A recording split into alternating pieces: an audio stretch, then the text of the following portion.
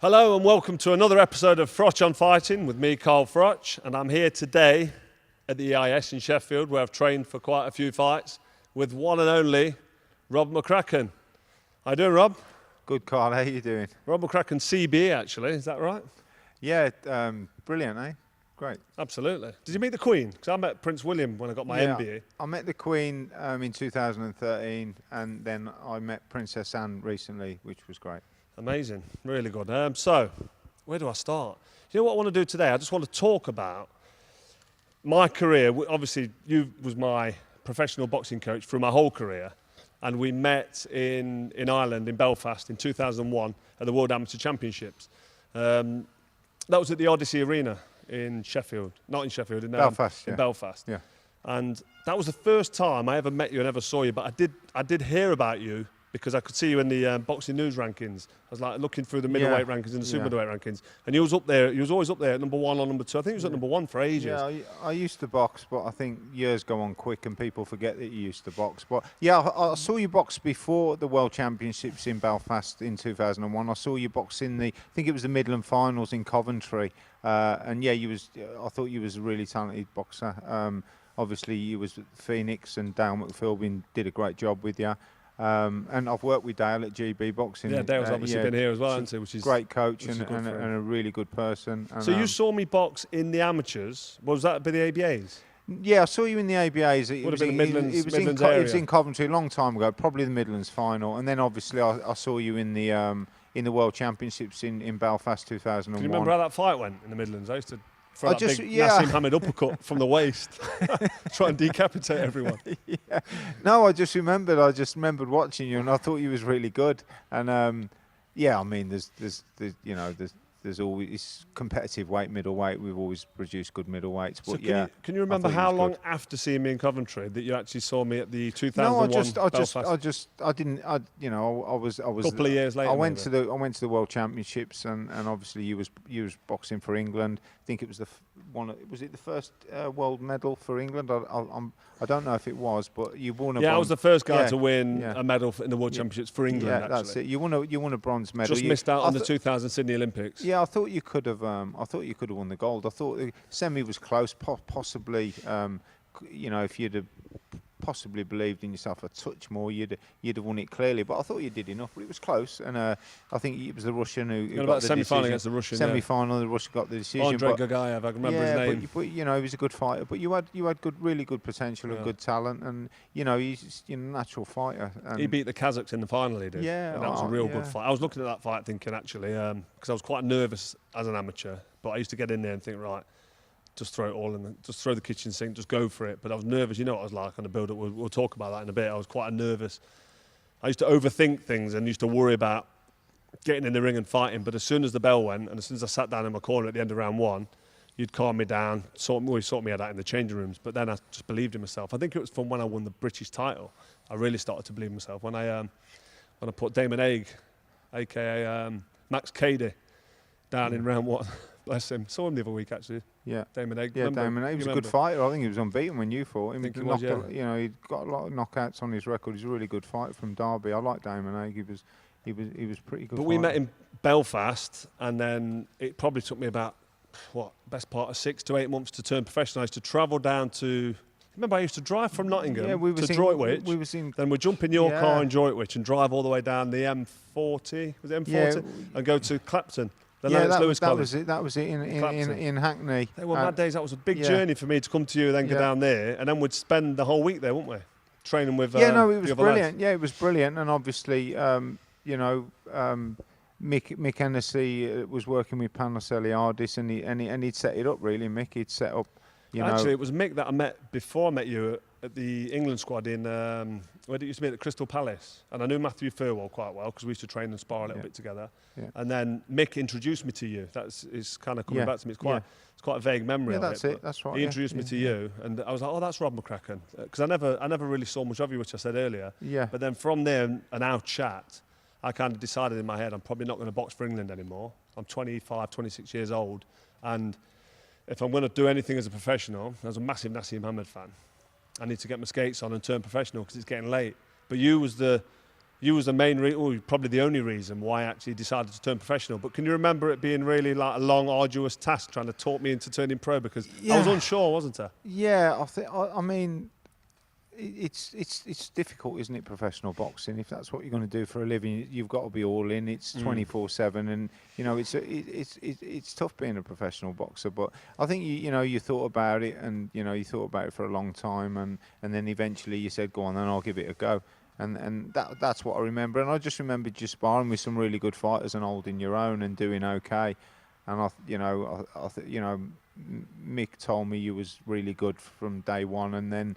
When I started working with you, I thought, he's really got something. And, you'd spar top fighters and, you'd go back again and hold your own. And then eventually, as time went on, you'd start to get the better and stuff. So that shows good potential when you're sparring top professional fighters and you can hold your own, fairly early in your career. Then that just shows you got potential to do it. And that was all building up towards the first world title fight in 2008. Against unbeaten Canadian Jean Pascal. So that fight there, when that came up, and the promoter at the time, Mick Hennessy, was saying, listen, this is WBC. Because we went out to the WBC convention, didn't we, in Thailand? That was 2005 as well. But that was, I think... That was good fun, wasn't it? Can you remember when them tuk-tuk machines, them are they called tuk-tuks? Well, you wouldn't get in one now, would you? They're pretty dangerous, aren't they? Yeah, they're pretty dangerous. Absolutely hammering it down. It was a monsoon that was season, it. That was it. And Lee Meagher came out. That was a good trip, wasn't it? He was supposed to be at work, and he jumped on the plane. And just come out last minute. Then he says to me that work called him, and they heard the old answer machine from Thailand instead. He told them he weren't well. So yeah, Lee came out as well. Matthew Furwell didn't make it, and Dave Walker, but. I didn't understand what that was. That was a WBC convention where you go out and sort it was of a convention. It was it was a convention. Chrissy Senegal was out there, wasn't he? That's right. That's right. And a few familiar faces. And obviously it was to do with Howard Eastman, and Mick was Howard Eastman's promoter, and Mick was arguing and lobbying for him to be. He kept as mandatory, and obviously that's what happened. And Howard went on to fight Bernard Hopkins for the undisputed title, which was a massive fight. And after the convention, a couple of years later, the first big fight after being British Commonwealth champion was, like I said earlier, the world title against Jean Pascal. So when the Jean Pascal fight got made, did you think to yourself, this is a fight Froch can definitely win, but this could go either way? Is it kind of, at that stage, you take a bit of a gamble on your fight? Is it time to move, right? He's either ready or he's not ready? And if you can't beat Pascal... I think that Jermaine Taylor was the champion, and I think he was injured. Something had happened where he couldn't be active, and then it was who you was going to fight for the title. You was in pole position. It was who you was going to fight. Actually, I was just skim past it. We won't go into it. But Joe Kawasaki had the WBC title. Yeah, and he vacated the belt. Yeah. Right on the last. But Jermaine Taylor, for some reason, whoever won out of you and whoever else had to fight Jermaine Taylor in their first defence, and so me and Pascal fought for the vacant belt that Kawasaki vacated, and he stepped to light heavyweight, didn't he? Yeah, that's right.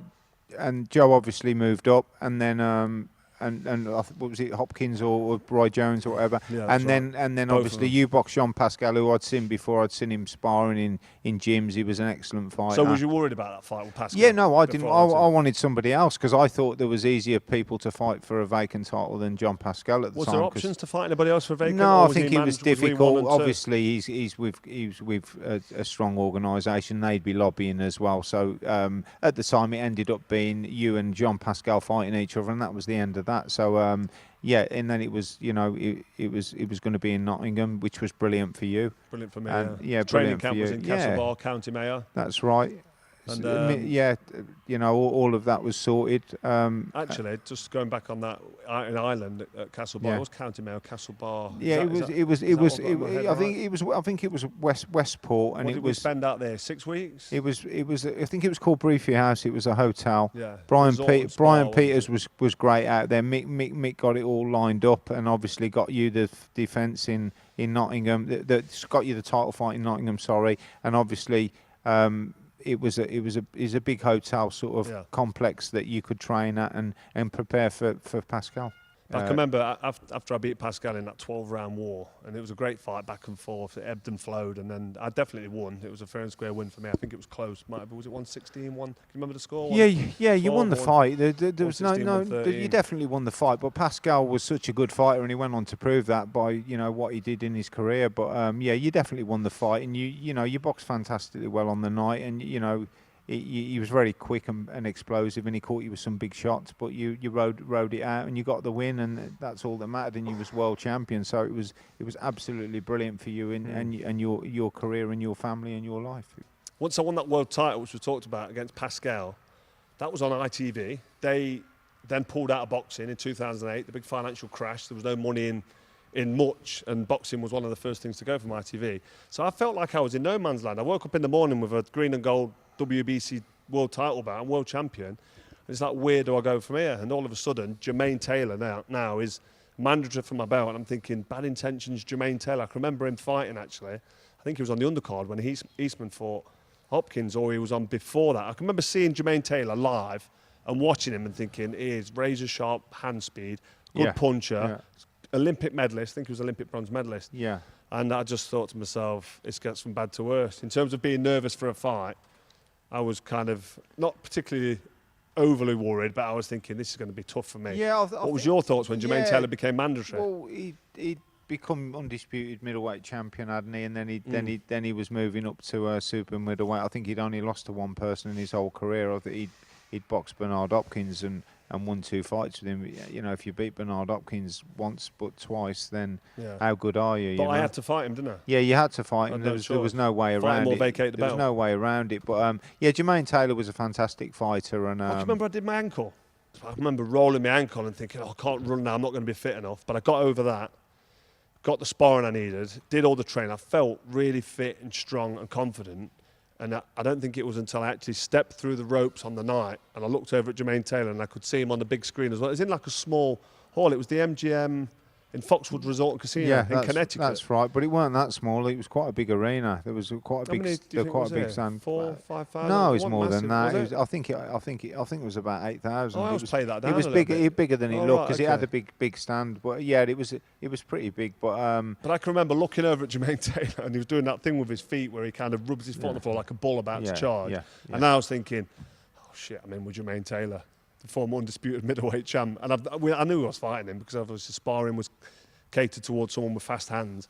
But it was at that point for me when I thought, bloody hell, I'm in a fight here. And can you remember the changing rooms they put us in beforehand? Yeah, it's just you learn, don't you, as you go. Obviously, we didn't have as much time as we'd want, but and you was a little bit nervous. It's a big fight. Let's be honest. Everybody gets nervous in change rooms beforehand, but.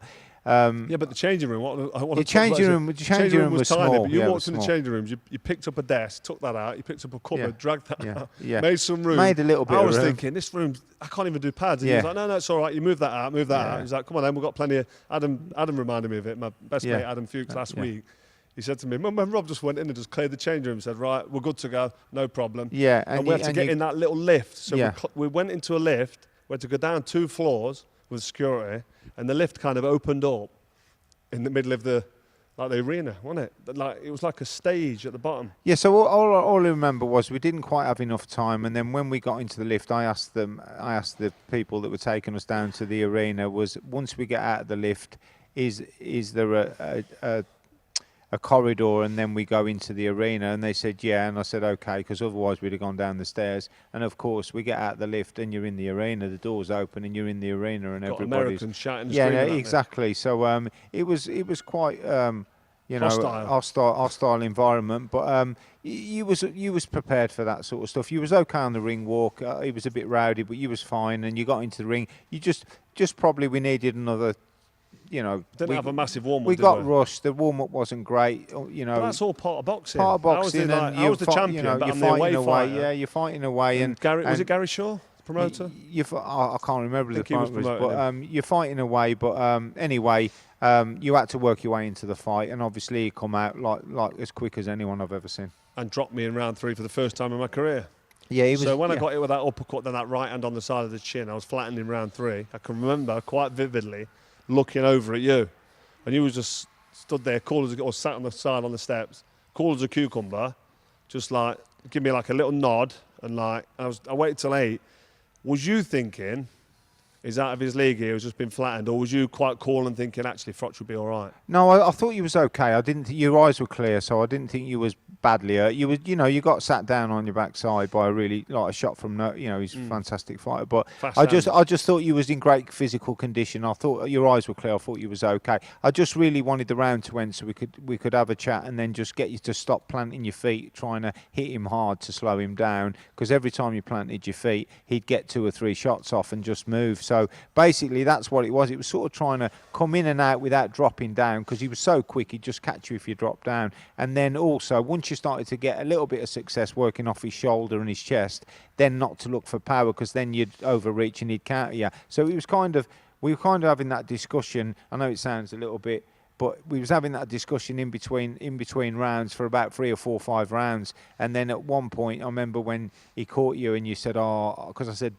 don't look for power, just look to work off his shoulder and keep him moving. And then you tried to force power and he caught you and you said, I made a mistake. So you was clear-minded and stuff. But, at the same time, he's an unbelievable fighter. Yeah, but your first protege, who you took to World Championship level, we just beat Pascal, first defence.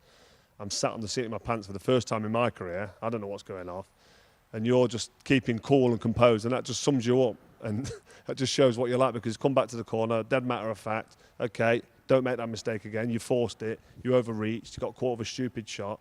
Don't do it again, get back behind your jab. I think your advice was just nothing too animated, which was always really good from you, because it kept me calm. If you panicked, I'd probably panic, and you never did throughout my career. And after that, then I just boxed, didn't I? And put pressure on him with my feet. Yeah, I think like you applied pressure where you could. He was just unbelievably quick as I've seen a boxer, and very talented, a super fighter. Obviously, he'd had a great career up until when he fought you as well. But I nailed him with some decent shots beforehand, right up until round 10, 11, and I nailed him again in round 11, sat down in the corner. But when we went out for round 12, or when I went out for round 12, I kind of knew I needed the stoppage. Can you remember?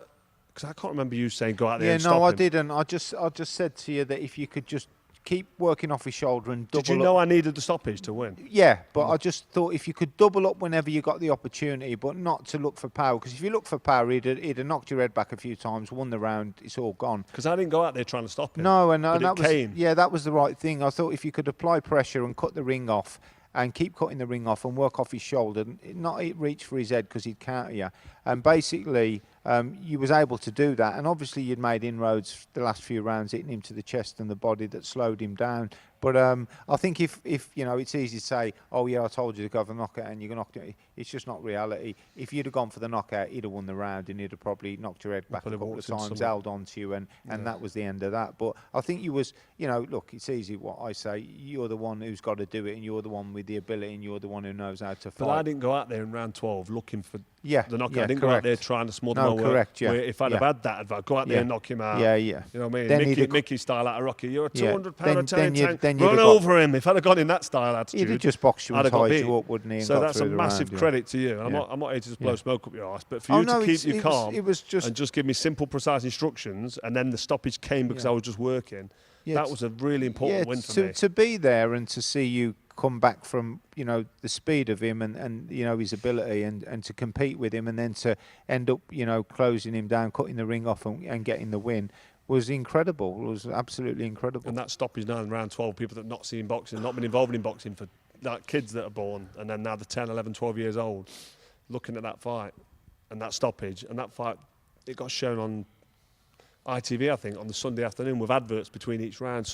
Almost a waste that it didn't get captured by the public. Yeah, but it's getting more attention now than it did then. Everybody, it just seemed to me that everybody had watched the fight because everyone was saying, "Oh, that was what a great fight." But I just thought you did fantastically well, and you'd come a long way from turning pro and being a little bit unsure of yourself and having tough spars in gyms and stuff and going back and trying to compete and whatever. And along the way as well, you fought some really good fighters. I mean, I mean, you know, look how good Robin Reid was. What yeah. a fighter Robin Reid was. We missed you know, Brian McGee. Yeah, Brian McGee. You know, look at what Robin Reid achieved in his career, and what, you know, how good he was as a top world class fighter. So, you know, Brian McGee was an excellent fighter. You know, these fighters, and good as well, and technically good. And these fighters, you know, helped you, you know, get to where you got to. You learned so much from these fights, and that's the key. You learn from, you know, you learn a bit from the sparring, of course you do, but the fights are where you do most of your learning at that stage. So after Jermaine Taylor, then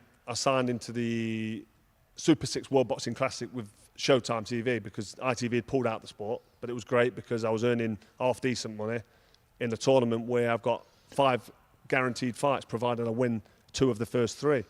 I beat Andre Durrell in Nottingham. How good was he? At 3 a.m. in Nottingham in the morning, where the fight had to take place because of the American audience, nobody from the UK can prepare to fight at 3 a.m. in the UK and be 100% because the time of the fight, there's just no way to prepare. 3 a.m. is just UK time, is when the fight taking place. You spent your whole life living on a certain time zone. So it was massively challenging. But you know what? You got the win. You did what you had to do. But obviously, you know, really difficult experience for you. Yeah, I don't even want to talk about Durrell. I mean, he was a top fighter, but that night was just a nightmare. But I got the win, first win in the Super 6, and then on to my first defeat as a professional fighter, Mikkel Kessler in Hearn in Denmark. I'm not going to make an excuse and say we flew in late underneath the volcanic ash. You was absolutely petrified in the small light aircraft that flew below the ash cloud. Because every time I looked up at you looking out that window at the top of them trees, you just turned pale and you was like hanging on to something. Yeah, we was in a small aircraft. It was me, you and Pat Sheenan from The Sun. Yeah, we was in a small aircraft. Was Rachel there as well? Yeah, that's so there was 4 of us in this small. They said, we'll send a private jet. I thought, this is good. I've hit the big time. About 4-seater. Slipping over the trees. Yeah. But we got there, and I don't want to make excuses because Mikkel Kessler's a great fighter. He was tough, fit and strong, but I took a bit of weight off the night before because it's the first time that I actually had to take 5 or 6 pounds off the night before just because we went over there late. But that fight against Kessler, 12-round absolute war, slugfest, broken nose, cut eyes, the eye was cut open, my hand was really sore, elbows, ribs, body shots went in. I was done to the stomach a few times. Kessler went over. It was half a trip, half a smack. But it was a 12-round brutal war that I lost. And I was devastated. I lost the WBC world title. First of all, did you think I'd lost on the night? Or did you think it was because we was in Denmark? I think you kind of allowed him to get off to a fast start, and he was really good with the right hand to the body. He kept throwing a 1-2 or you know, a double up, and then he'd throw the right hand to the body. And you know, Kessler was a really good fighter. Like all of the fighters that we spoke about, the top ones that you were fighting with, they're all world level fighters. So you can't give him an inch, and if you give him an inch, he's going to get them power shots working. He's going to use his reach, and he was good with his movement. But my gut feeling on the Kessler fight was it was very close. But you let him get off to a fast start in his hometown, and obviously, you know, he got the decision. He'd done enough to win the fight, and then it was okay. How do we get a rematch? And how do you know? Because me and you believed you could beat Mikkel Kessler, and you know, Mikkel Kessler's a warrior, a competitor. And he's always going to fight you again. Well, that obviously fight, eventually happened. After that fight, he was that badly injured with his cuts. He had a problem with the muscle on his eye. He retired after that fight. That was him finished, and he obviously came back into boxing a bit later. But he took the WBC title, and then obviously with the Sauerland promotion and the way they worked it, when he retired, the title then became vacant. It was still in the tournament. So my very next fight against Arthur Abraham, I had the opportunity to fight for the WBC title again. So I was absolutely devastated that I'd lost my first fight as a professional and lost the WBC title. But in my head, I knew about a week later that actually I've got the opportunity now to fight for that WBC title again. It's still in the tournament, and I've got Abraham in front of me, and I've got to beat him. But can you remember the camp and remember how driven I was and how I thought the camp went really well, and I was ridiculously fit. Yeah, you was. And what was you thinking about Abraham? Was you thinking? No, he'd only had one disqualification loss. He'd beat everybody else. He was at his peak. Knockout. He was at his peak, real big power puncher and stuff. But I thought he's a middleweight moving up to super middleweight. Just not big enough. And he was big enough. He was the same size as you. But I just thought, you know, he's moving up to super middle. you was right on it. You'd lost an hard fight to Kessler, but it was really close. And basically, the form you was in, I thought I was very confident you'd go and win in Finland. It ended up being in Finland, minus 20 degrees or whatever at the time, but like being in an ice box. But it was a fantastic night, and I thought you boxed really well. Yeah, it's great. Got the WBC title back, and losing to Kessler then didn't make you think to yourself, because it was a close fight that I definitely lost on the night, obviously, but it was close.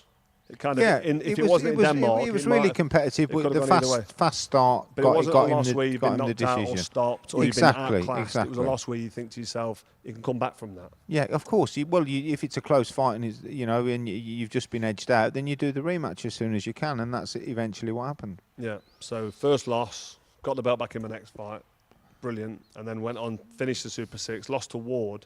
And I don't even want to talk about Andre Ward that much. I mean, what a great fighter. Would you say he's a great fighter? Tricky, yeah, awkward? I think fighters, I think fighters come along, don't they, every now and again that are unbelievably talented. And I think Andre Ward is hard working, very disciplined. I always give him a bit of stick and say he's a bit boring. He's stylistically not nice to watch. He's awkward. And I always would you say that he's a really talented fighter, or would you say he's just awkward? I'd say he's very talented. I'd say that he's very tough. He's stepped up in weight, and when I think he boxed Kovalev, who was still fresh, and got 2 wins over him. Stopped him with 3 low blows in the second one. Yeah, well, 3 low blows. He's in there with these big guys, and he's super talented. He's a tough guy. Champion, gold medalist at the Olympics. A fantastic fighter. So losing to Ward for you, as you're going to lose. Your prodigy, you wasn't worried that actually Froch in a professional career, if you're fighting the best, you're going to lose to.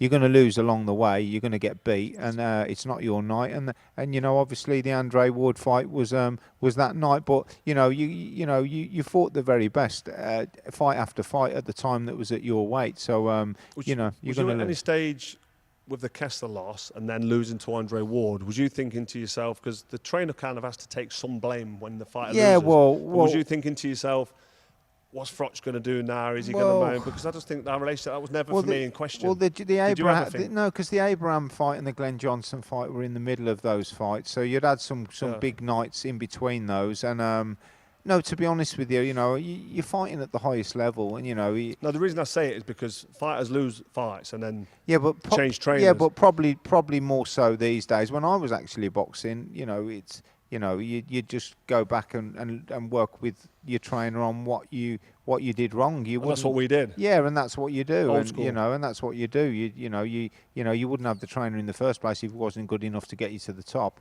and keep you there. And basically you go review what the mistakes were and you put them right together. I'm glad that you was never thinking to yourself that Froch might be like looking. Because that's not even what I was thinking. That indicates our relationship. In fairness to professional coaches, it's a difficult job, isn't it? It's that everybody's relying on the fighter to win the fight, but the fighter's relying on the trainer to give him the right advice to win the fight. And then sometimes the fighter doesn't listen, and sometimes the fighter's not fit enough. So what can the trainer do? And other times the trainer isn't equipped and doesn't have the the knowledge to pass on to the fighter. So there's ways of looking at it. You can look at it both ways, but with mine and your relationship and where you've got to in your career and the wins that you'd have at world level, then that sort of doesn't really come into it, I don't think. No.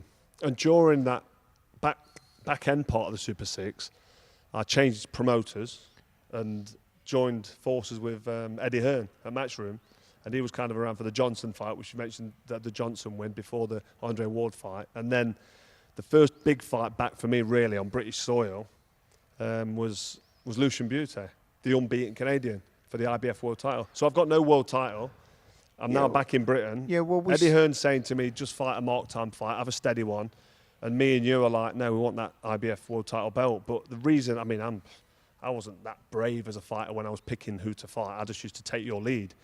But when Lucian Bute's name was chucked in the mix, I was thinking, unbeaten, southpaw, beat McGee, did he beat Edison Miranda? He got a few decent wins. He'd been the champion for I don't know how many fights. He defended his title probably 8 or 9 times.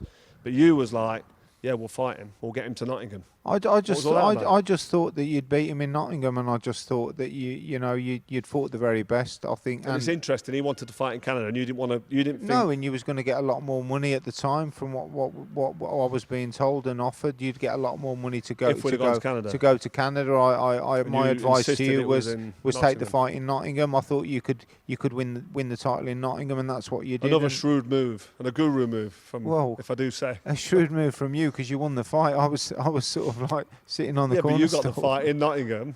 For a quarter of the money I would have got paid for going to Canada. And I became champion. We had the choice, which was good from the promoter. And Eddie Hearn nearly got us disqualified. Yeah, well, he gave us the choice to take the fight in Canada for more money or do it in Nottingham. We chose to take it in Nottingham. He promoted it. You won the title. So, the rest is history. A fantastic night. You missed what I said about Eddie then, jumping in the ring. When he jumped in the ring, you knew. When I watched the replay, you're in the corner going... Yeah, because you can be disqualified, can't you, if you jump into the ring. And he looks at you and then he darts out the ring. The referee didn't even see him, but then the ref waved it off. So that could have been, a bit of naivety, but he was excited, wasn't he? I think against him. Yeah, I think. But that was mad. I think when you look at the fight, though, I don't think anybody's going to say, "Oh, well, somebody stepped into the ring a second before the referee waved it off." I think the fight was over, and I think it was an absolutely brilliant result for you, and it just showed you what belief you had in yourself as well to come back from the loss to Ward and regroup and just go on and reclaim a world title. It was brilliant. Yeah, you filled me with a lot of that belief, though. You can take a lot of credit for getting me G'd up and getting me mentally prepared for fights like that, because I'll be honest, I just thought it was a tough fight. But after speaking to you and you saying in Nottingham, in your hometown, go out there and just run through him. I just thought you'd always perform well with southpaws throughout your career. You had a right hand that seemed to get through the middle and catch them. And so I looked at him and I thought, Carl I'd always look, and I'd say, yeah, Carl can beat him if he's 100%. If you're 100%, you'll do it. And I just believed you'd do it, and you did it, and it was just an absolutely brilliant night. It's mad how being in Nottingham in front of my home crowd and being at home and being comfortable can bring out a better performance, because imagine if that fight was either in Canada or in the same arena when I fought Andre Ward that night. Or what if Andre Ward was in Nottingham that night instead of... I just think it would have been a closer fight and a better fight, because I was deflated when I fought Ward in that first one. You was really happy at home. You was really happy in Nottingham and fighting in front of your own crowd. That really brought you... And that helps, doesn't it? That massively helps. And that's normal, travelling the world. You remember Sugar Ray Leonard coming in the... Coming in the changing room right. before. He came in to talk to you before the fight, chatting didn't to he? Sugar Ray Leonard. That's right. Sugar Ray Leonard. I've seen him once before, but not spoke to him. But he's in the changing rooms talking to me about boxing, and I'm thinking he's going to be watching it. But all them things and being at home, and the crowd and just it was a brilliant night. You just couldn't have gone any better. And you feel for Bute. I think they must have thought you lost to Ward, but Ward's on another planet. What a great fighter. I wish to put him on planet orbit. Yeah, well, he's on. I couldn't hit him. Yeah, but there's nothing wrong with losing to someone who's as good as him, and you beat everybody else in your career. Fantastic journey to be a part of, and the win against Bute was just another brilliant night for you. That was probably for me when I look at my career. The Bute night was probably one of the best nights of my career. I mean, the Pascal win for the first world title. The Kessler rematch, which we've not really touched on, but I boxed Mikkel Kessler in a rematch after the Bute fight. But you'd also fought, you like fighters who were fresh and at their peak, really, really quick fighters, along the way, like Durrell, how difficult an opponent he was, and you look at your fight with Jermaine Taylor, you look at your Mikkel Kessler fight, and you look at Glenn Johnson. I mean, Glenn Johnson was definitely past his best, but still a real handful and just strong, and shots come from everywhere, and a couple of body shots, really heavy-handed. Body shots where and you see people go down and stay down to body shots. You'd really worked hard to get to where you'd got, and to reclaim that title, having lost to Wood, was just absolutely brilliant for you, and it's where you should have been. You deserve to be a world champion again, and you earned it. It's brilliant. Yeah, definitely, nice one. But after that fight with Bute, then I had my first mark time fight with a guy called Yusuf Mack, and it was the first almost gimme fight. I've got an easy fight. I don't want to say easy because no fight's easy, There was a fight that I just kind of walked through, body shot. He fell over, never got up, and that was the end of him. I think he was a good fighter actually, but obviously he didn't turn up on the night, and you was in Nottingham again, and the crowd was brilliant again, and but you that just set up. No, exactly. It was a good night. It was a good night for me because it was almost like I came out to the Hall of Fame, which I've ended up. I'm being inducted into the International Boxing Hall of Fame, but at that point, I felt like I'd come back, I'd beat Bute, and then that was the first kind of steady fight before then the big one, Mikkel Kessler rematch. So the Mikkel Kessler rematch was a fight that had to happen, but that was the first one back on Sky Sports pay-per-view. And for me, a fight that I was just nervous for every fight I ever boxed, but I was nervous for that fight. He'd had a decent win, come back out of retirement, and had a good win, got the WBA regular belt, I think it was. And that was a fight that I was thinking to myself. So it was at the O2. Do I need this It was fight? at the O2, and all I remember was coming over to see you in the apartment you'd rented out for the week, and there was an ice making machine outside, and I says, "You got to move apartments. It's a terrible room. Like all you're in is that ice making machine." Yeah. And you was like, "No, I'll be fine here." And then you went, "Yeah, I will move." And then anyway, you didn't. And then on the night of the fight, I got to the change rooms early, and then I was waiting for you to get there. And when you come in, you looked at me and you went, "I ain't slept. I've had half a night's sleep," and I just thought, "Oh, it's going to be a long night. This is." What about when you used to wrap my hands up? Was I too fussy with the hand wraps? Because I can remember. No, everybody's fussy. Oh, are they? Okay. Yeah, everyone's fussy. OCD. It's your hands, isn't it? And you got, you're going to use them. It's not tight enough. It's too loose. Yeah, but everybody's the same. Oh, really? Everyone's Okay. the I thought same. it was just me being a bit OCD. Yeah, no, everybody's the same. So I kind of want to talk about Kessler more, but everyone knows the Kessler story and the fact that that was a rematch. And for me, it was a great win at the O2 in London. Sold out, 20,000. First fight back on Sky Sports pay-per-view. I brought pay-per-view back since David Hay and Audley Harrison kind of ended it for everybody. I mean, didn't throw a punch for 2 rounds, did they? And then David Hay flattened him in round 3, my mate Audley. But yeah, after beating Kessler and becoming the IBF and the WBA now, I'm thinking to myself, I'm going to go over to Las Vegas maybe and fight somebody, I don't know, Chavez Jr. or somebody else. Just Las Vegas, something I've not done, a box ticked. And all of a sudden, George Groves comes from nowhere and he's mandatory for the IBF title. You wasn't as dismissive as me in thinking that I'll just go in there and I'll hit him with a right hand and the fight will be over, like when I dropped him in sparring here and his head went, because you kind of know he's a good fighter. But did I not prepare for that? Did I have a bad attitude? No, I've seen you spar with George a few times, and I knew what a good fighter he was, and he's big and strong as well, and you know, he's from Dale Youth. Mick Delaney had him, a great amateur coach, and I just thought from the spars that he had with you, I think he sparred you, you know, early on in his career as well, before you had a world title. I think he was fighting Jermaine Taylor. I think he came and sparred you in Hainault for that one as well. You knew he was a good fighter, but did you think that I had a bad attitude?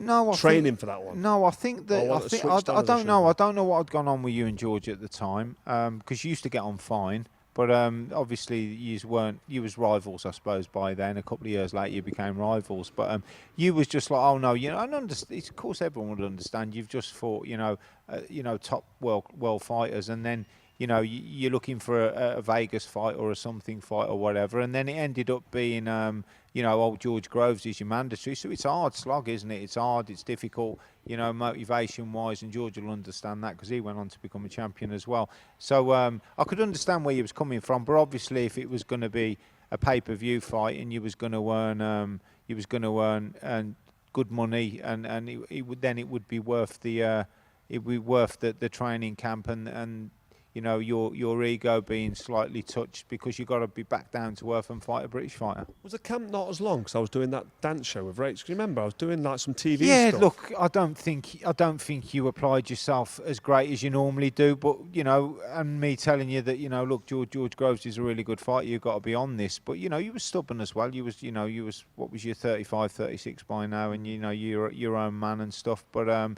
it was a tough camp. It was a difficult camp. You was fit. You was always fit, but probably didn't do the intricacies that you needed to do, and probably didn't work as hard on what George was good at to combat it, to be honest.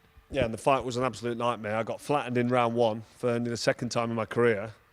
So first of all, what was that like, watching me get smacked on the chin in the first round, were you thinking, oh dear me, is he going to get up? Or no, I just listen. George can really punch as he's shown, but I just thought that it weren't a great night. You was rounds down, and George got out of the blocks, and he was really sharp, and he was beating you to the punch.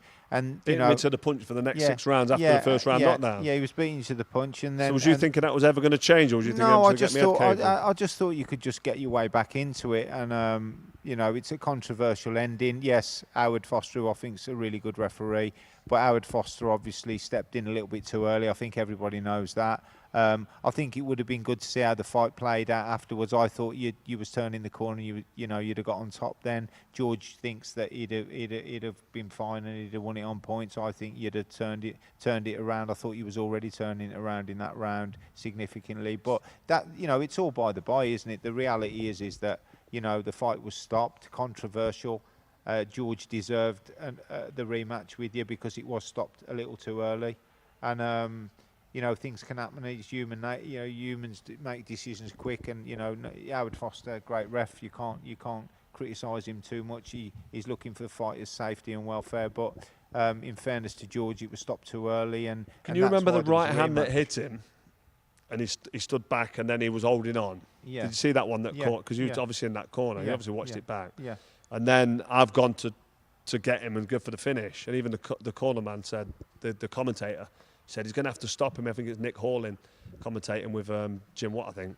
And he said he's going to have to put it on him here and stop him. And I did. I put the right hand, left hook, right hand, and he stumbled forward. Yeah, once you caught people and you jumped on them, then you're very heavy-handed and you're physical and stuff. But you think Howard just a couple of seconds too early? You know what? Howard's a fantastic referee. He's gone on to prove that as well. And George has gone on to prove what a great fighter. He's gone on to become world champion. But I thought you was going to turn it around then, and knowing you like I do, I thought you'd have gone on to win. George in his corner thought he'd have gone on to win. Not a problem. Do the rematch and let's sort it out fair and square, and that's what happened.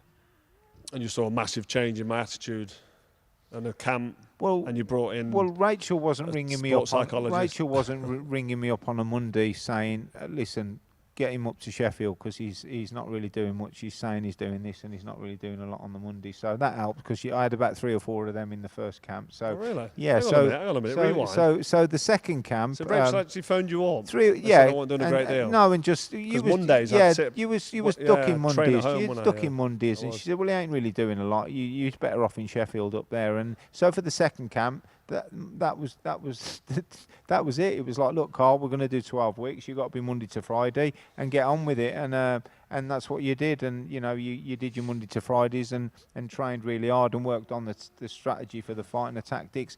You're 37 by this stage, and George is probably 26.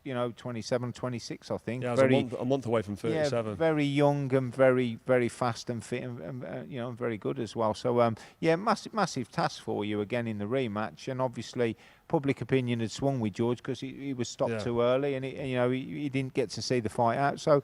The right thing was done. Let's do the rematch, and you both got enough time to prepare, and then that's it. You get on with it. Surprised to hear Rachel phoned up and grassed me about being lazy on a Monday. No, but I probably rung her and said, "What's going on on Monday?" And she probably said, "The rematch ends up being Monday to Friday." You did 12 weeks Monday to Friday, which is brilliant. And I was running with all the and you ran with the GB boxers, and you stuck to the tactics, and you worked hard at it in sparring. And then when you do that, you get good results. And I was speaking to a sports psychologist, so I wasn't getting wound up by George Groves as well. My thinking was, and George did a brilliant job of winding you up, and also created a massive occasion and payday with, of course, you, because you're the main man. But George played his part massively in both fights, and it was a massive fight in Britain, and it was brilliant to be a part of it, to be honest. Did it feel a lot different, the camp for the rematch, in terms of my attitude and my application to it? And yeah, it's like the first fight you was fit, you're super fit guy, but just begrudgingly going into a fight isn't good enough. You've got to be. What I did in the first one. You sort of begrudgingly went in and huffed and puffed about it, but you was very fit and on it. And obviously the fight was very difficult. But the second fight, I was a bit more. I was calmer, relaxed. I knew you, and I thought you've done everything right, and I was looking forward to the fight. I definitely did everything right, and I was ready for it. Did you see anything differently on the build-up that made you think that this might be my last fight? Because in my head. And I kind of didn't want to say to you, I think I've had enough now. But because we've had such a close relationship, such a glorified, an amazing career. I never wanted it to end. I didn't ever really want to think about retiring, but I've got my children. I don't know. I was feeling like the desire was going, but I was enjoying the camp for the last one. Did you see anything in me that let you think that maybe that was it for me? Yeah, well, to be honest, Carl, it had been 12 years. That was your 12th year, 2014. You turned professional in 2002, so it's a long time to be fighting against really good fighters. And I was happy when you chose to retire after the Groves fight, but it was a brilliant spectacle. Did you see it coming though? Yeah, I saw it coming. I thought. How did you? I saw it. You was laughing and joking the week before the fight, and very happy for longer than 20 minutes, and that was unusual. What, in the camp or just? Yeah, in the camp the week before you came to spar, and you was laughing and joking, and really just in a better mood. Yeah, in a really good mood, and it was just a good feel to it going in. Fantastic week, the build up to the fight, and both of you and George, made it into a massive fight, and it was brilliant to be. And like I say, you do the fighting. I'm lucky enough to be in the corner, and I just enjoyed every bit of it. It was great. Can you remember how many people were there at Wembley Stadium? No. You can't? No, not at all. I ain't got a clue. Don't tell me how many. You don't know the number. It's a big number. No, I don't. How many was it? 80,000. Have you never heard me say that before? Yeah, I've heard about it, but I didn't think you was going to say it again. Anyway, George played his part in that. Absolutely. George played it, delivering them 80,000, and it's brilliant for both of you. It was one of Britain's biggest boxing rivalries since massive, Ben and Eubank. Yeah. But it was genuine. Yeah, it was genuine. But he's obviously, he's winding you up. But he's a big guy as well, and he can punch as well. So he's no joke. Which I found out on the first fight. Yeah, exactly. And obviously in the rematch, it was about boxing, but backing him up and taking centre of the ring in a small ring, and the tactics. Yeah. Thank you very much again. We're spot on. Just nice to be a part of it, mate. It was brilliant, fantastic. What a journey! Absolutely brilliant. And you always said to me as well, enjoy it while it's here, because 10 years will go like that and your career will be over. And that fight, my career did come and go in 10, 12, 13 years I had as a professional. And it's 9 years almost to a day when I chinned Groves at Wembley in front of all them people. 9 years has gone by. You've got your son. He's 9 years old. Yeah, well, he's nine today, and he was born the week before the fight, which was brilliant as well. But just to the whole journey and the fights that you had and where we went to and the occasions, America, here, there, everywhere, UK, Wembley, just unbelievable. And you fought some fantastic fighters. Possibly you don't get credit for that, but you fought some fantastic fighters. We could do another 2 hours chat on the camps and the laughs and the stuff that goes on behind the scenes with pro boxing. And super middleweight, what a competitive division, weight, what a difficult weight. And Britain's produced great fighters, and obviously America as well, the rest of the world. But for you to be up there as one of the leading ones was just fantastic. You know what's come back 9 years later and have this chat to you, Rob. Really appreciate your time. It's been great catching up. We don't speak that much, but when we do talk, it's always an hour or 2 hours on the phone. So it's nice to come up and reminisce and just skim over the big fights and the world titles. Yeah, and obviously, I know you well, and if people get to know you, what a great bloke you are. That's the reality of it. Yeah, and there's a lot of people give me a bit of stick. But you don't get my dry sense of humour, do they? And my wind-up age. But you'll sometimes, criticise somebody, but it's not in a mean way. It's in a constructive way, and we all get criticised. We all get the we don't like it, but you're in the media now, and you're going to have to make an opinion on someone here and there. As long as it's professional, it's not a problem. But when people get to know you, you're a great bloke. That's it. People get to work with. They'd absolutely love me, wouldn't they? Great to work with as well. Nice one, Rob. Thanks, Carl. And I think that's it. I think that's a nice way to end it. This has been me with my mentor, my trainer, Rob McCracken. It's been a fantastic journey, a great career, and this has been Froch on Fighting. Thanks for tuning in, and don't forget to subscribe.